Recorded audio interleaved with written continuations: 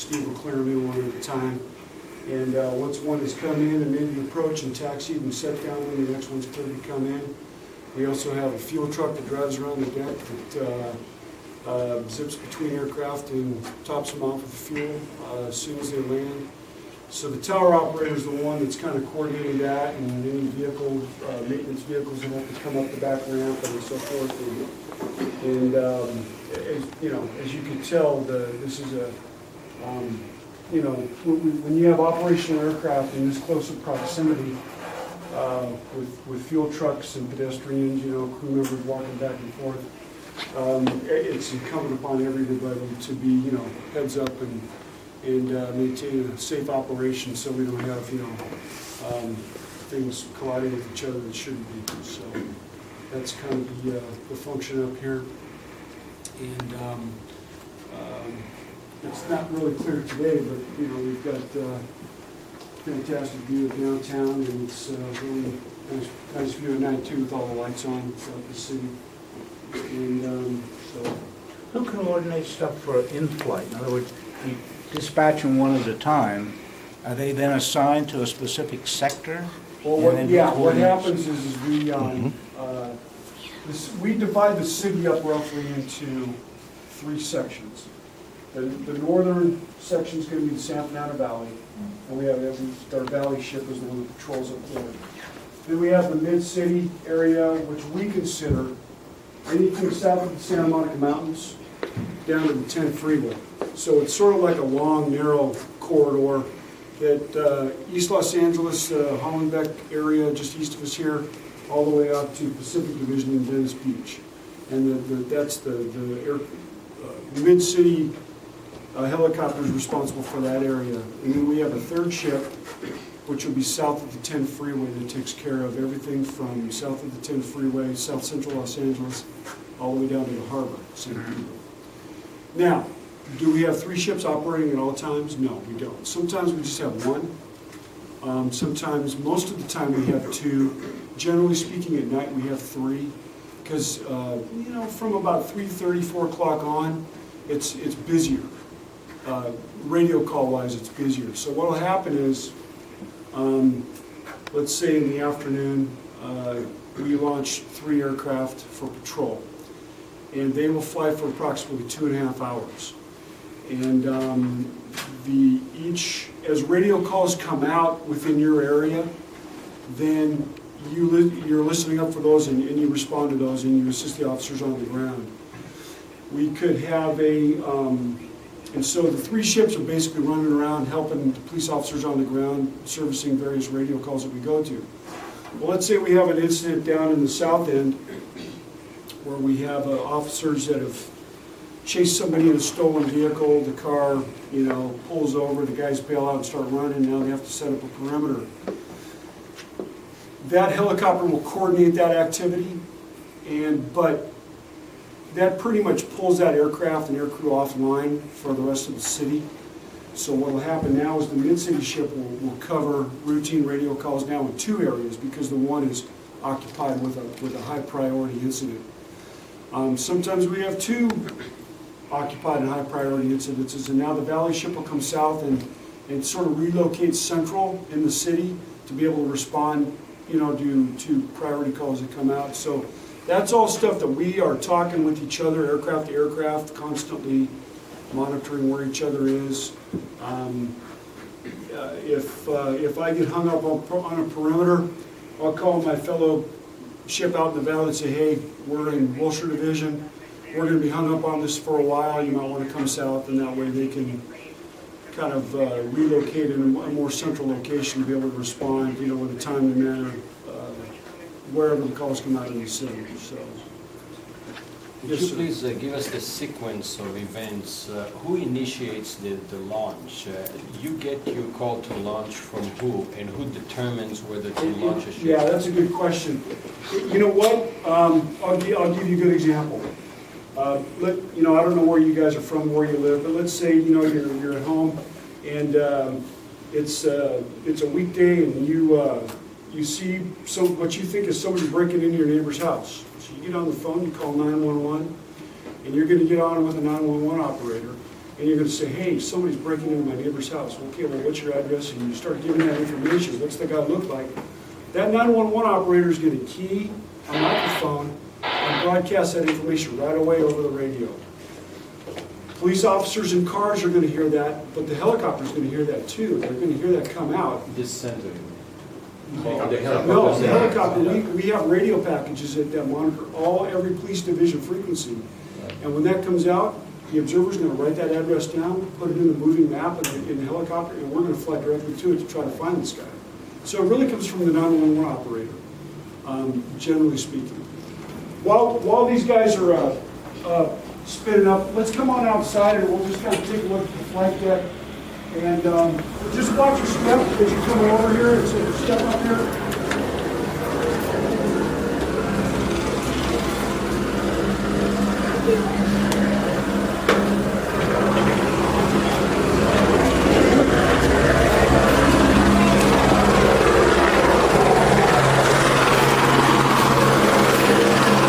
¿Puedes ver, hijito?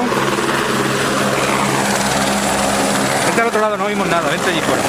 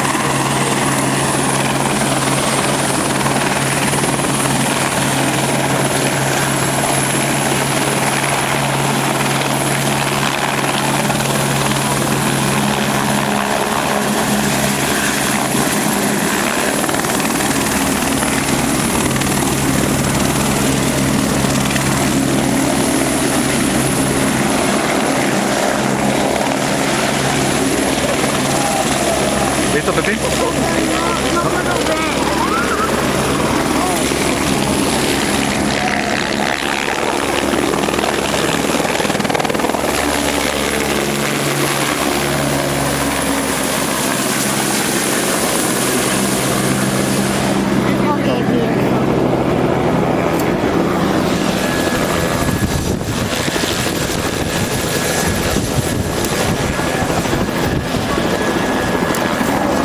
Vente aquí, hijito. That way, you pretty much guarantee that you're not going to have two that are going to bump into each other. So yeah, you're never going to see two of them, on each end hovering around. It's going to be one at a time. That's just our policy. It's strictly for safety. I see. So, Okay.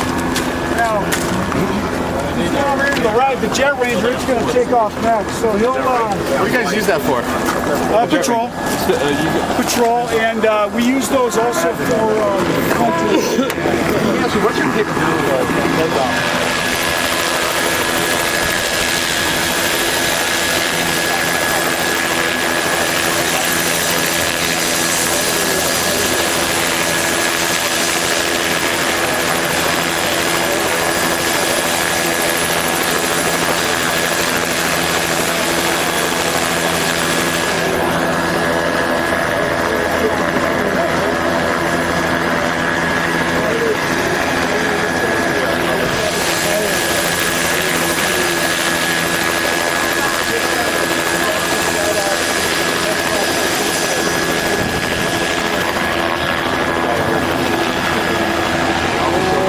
when the call comes out, it's a combination of two, but when the call comes out, the tactical flight officer is the one that's going to tell the pilot specifically where the call is, in whatever neighborhood.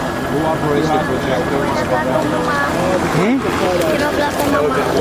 I'll take you guys downstairs, I'll open up the aircraft, I'll explain that whole thing. From what I hear, the guys on the ground don't like this too much.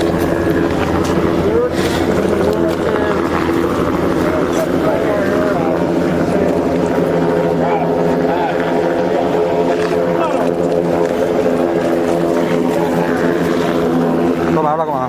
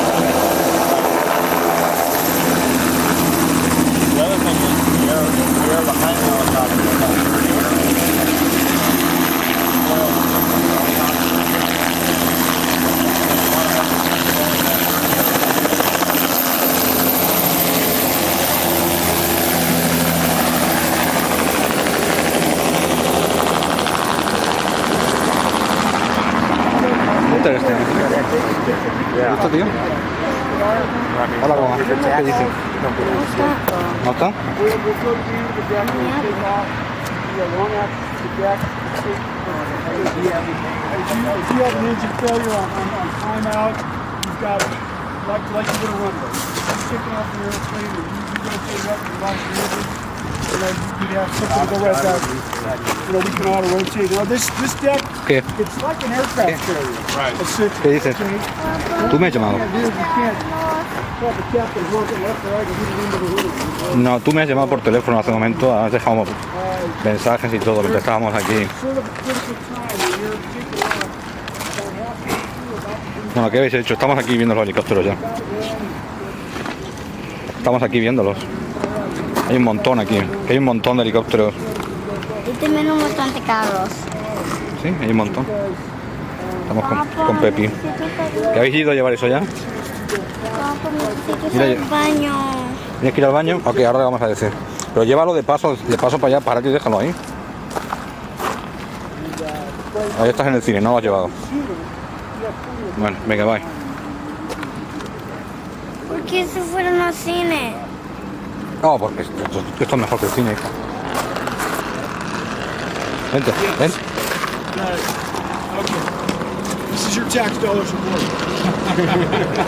This flight deck, this building was built in approximately 81, 82. It was built just prior to the Olympics. Yeah. Which was 84. That was 84. Okay. This facility was completed just prior to that. So it was about probably 82. Papá, necesito ir al baño. Over the years, Un momentito, mi vida, vamos this ahí. cement deck developed cracks, and when it rained, we would get leakage down into the next building. Below us. Well, the office right below us was the headquarters for the Office of Elections. So we were water. Sí, mi vida, vamos a ir. Un momentito. Kind of makes you wonder if that affected the outcome at all. But eventually, elections just say, hey, this is unacceptable, because they were literally, they had stuff covered in plastic all over the place. So Ven, they hijo, ven. decided to